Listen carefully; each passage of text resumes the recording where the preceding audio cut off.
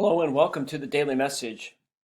Today, of course, is Election Day, a day when we exercise our right and our duty as citizens to vote. So today I want to offer with you this prayer that comes from the Evangelical Lutheran Church of America. It's a prayer for Election Day. Let us pray.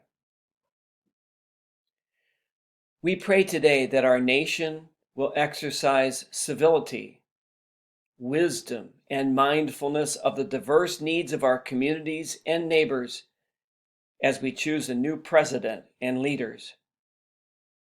We pray that we will move forward together in constructive ways with our visions, plans, and actions guided by God's Spirit.